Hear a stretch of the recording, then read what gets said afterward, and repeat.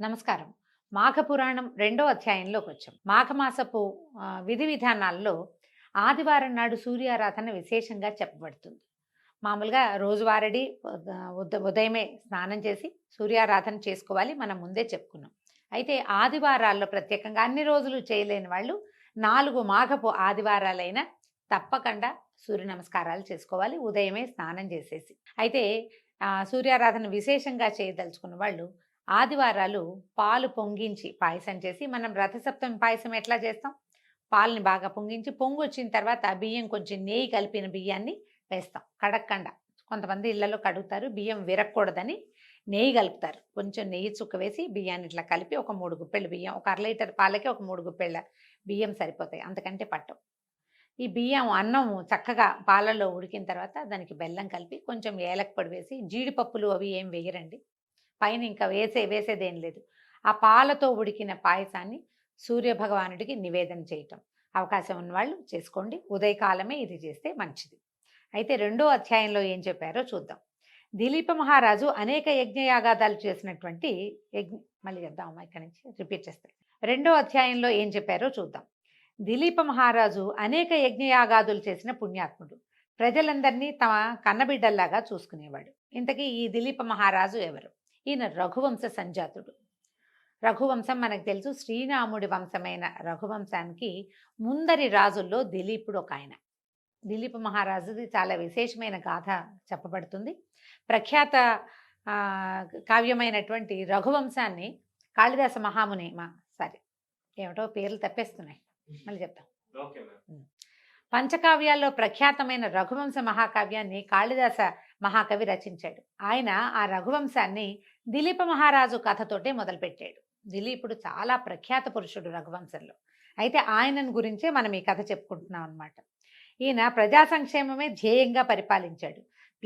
ప్రజలందరి చేత మిక్కిలి శ్లాఘనీయంగా పాలించడం వల్ల ఆయన కీర్తి దశ దిశలా వ్యాప్తి చెందింది. ఈ ఊళ్ళో ఉన్న వాళ్ళంతా ఇంకో పక్క దేశాలకు వెళ్ళినప్పుడు మా రాజుగారంత గొప్ప రాజుగారు లేరని ఎంతో ప్రచారం చేసేవారనమాట. నిత్యము ప్రజాక్షేమమే జీవిత పరమావధిగా ఉండేవాడు. ఒకసారి దిలీప భూపతి వేట కోసం అడవికి పోవాలని కోరిక పుట్టి వెళ్ళాడట. రాజులు మృగయావ వ్యసనులు అని చెప్తారు. వాళ్ళకి ఏంటంటే వేటాడడం అంటే ఇష్టం. మహారాజు తలుచుకుంటే కాందేముంది, అందులోనూ మహారాజులు ఎట్లాంటి ఈ రఘువంశంలో ఉన్నవాళ్ళు ఏది చేయాలనుకుంటే అది చేసేయగలుగుతారు. అట్లాగే దిలీప మహారాజు రాజసభలో తన కోరికని వెళ్ళబుచ్చాడట. ఇంకేముంది, మొత్తం మంది మార్బలం అంతా తయారయ్యారు. వేటకు కావాల్సినటువంటి సమస్తము సమకూర్చబడ్డాయి. కావలసిన వస్తువులన్నీ సిద్ధం చేశారు. ముందు వేటాడాలంటే వీళ్ళు ఏ అడవిలోకి వెళ్తున్నారో అక్కడున్న గిరిపుత్రులకి, ముందు వేటగాళ్ళకి వాళ్ళకి కబురు వెళ్తుంది. అక్కడ వాళ్ళు సిద్ధంగా ఉంటారు మహారాజు రాక కోసం.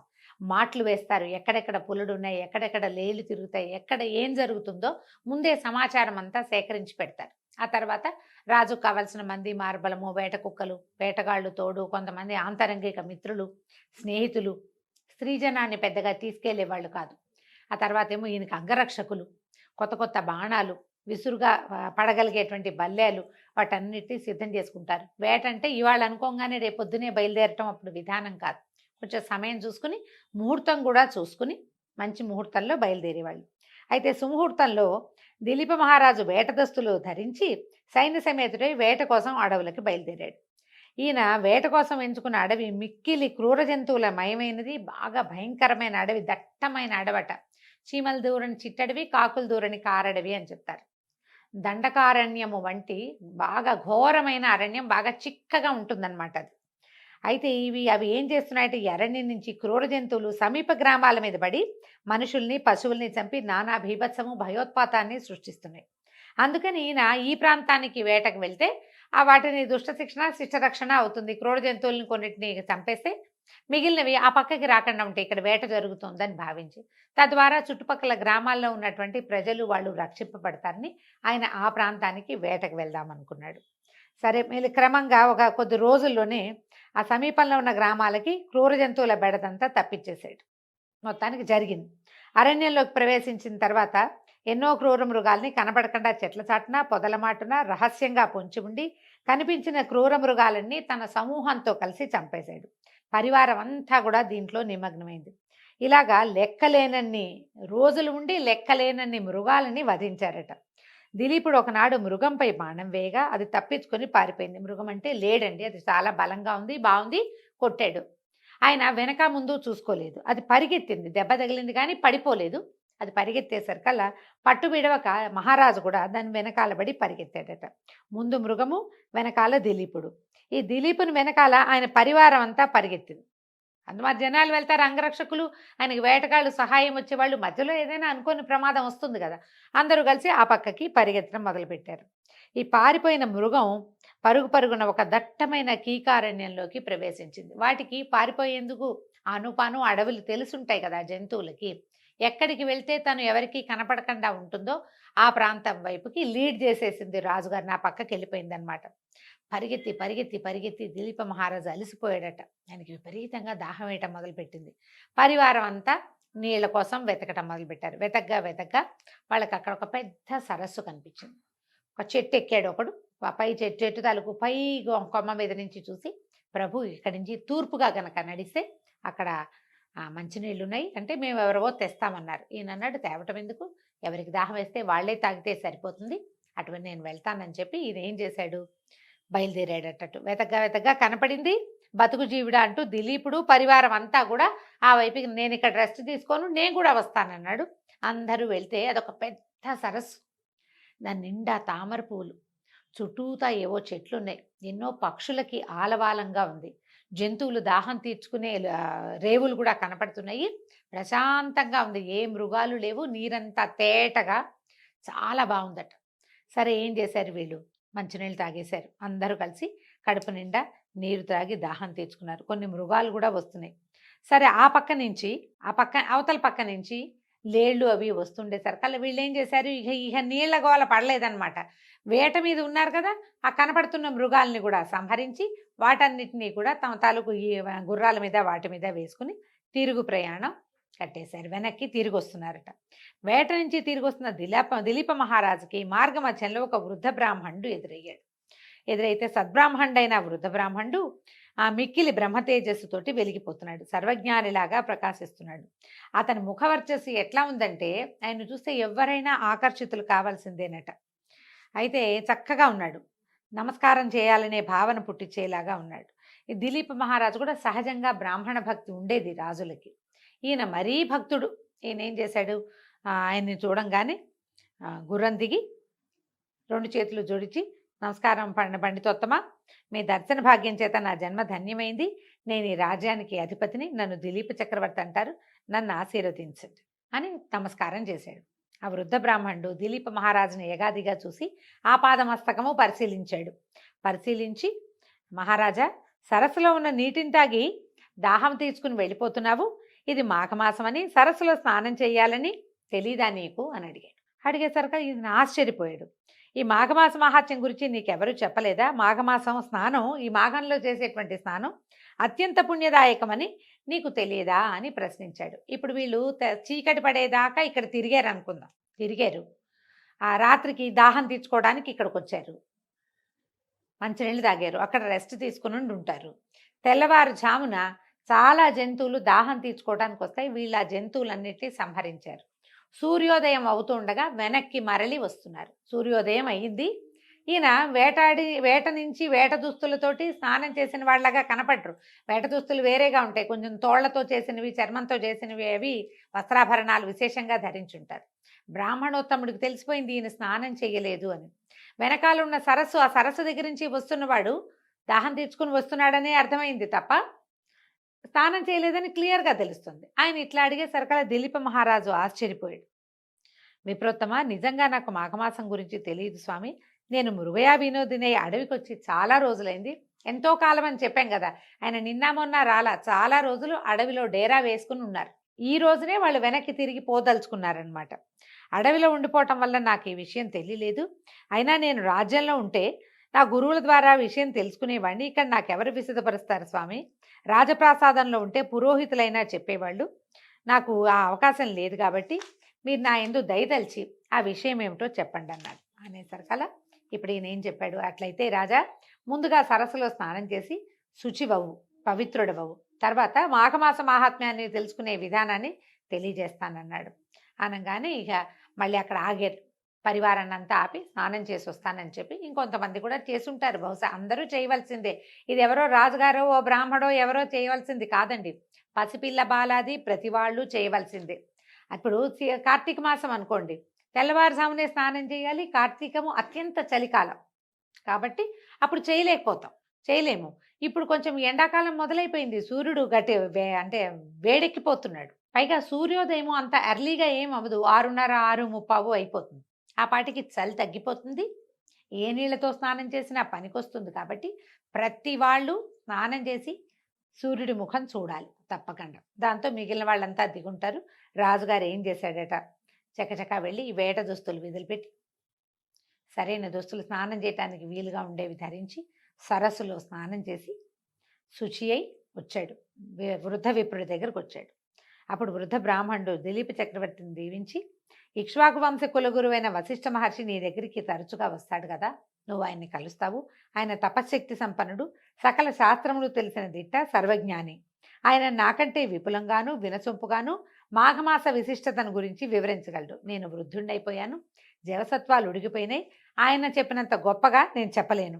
కాబట్టి వశిష్ఠ మహర్షి ద్వారా మాఘమాస మహాత్మ్యాన్ని తెలుసుకో. నేను ఇంకా చాలా దూరం వెళ్ళాలని చెప్పి ఆ వృద్ధ బ్రాహ్మణుడు వెళ్ళిపోయాడు. ఈయనతోటి మాఘ స్నానం చేయించాడు వృద్ధ బ్రాహ్మణుడు వచ్చి. దిలీప చక్రవర్తి మనసంతా ఆ మాఘమాస మహాత్మ్యం ఏమిటి, ఒక ఆయన కనపడంగానే నమస్కారం చేసిన మరుక్షణం మాఘస్నానం చేయలేదు ఏమిటి అని ప్రశ్నించాడంటే అది చాలా విశేషమైంది, నేను ఇంతకు ముందు తెలుసుకోలేదు అనే అనుకుని ఈయన జిజ్ఞాసతోటి చకచకా బయలుదేరాడు. శీఘ్రంగా తన పరివార సమేతంగా నగరానికి తిరుగు ప్రయాణం కట్టాడు. వృద్ధ బ్రాహ్మణుడి మాటలు పదే పదే జ్ఞాపకం రావటంతో సరిగా నిద్ర కూడా పట్టలేదట.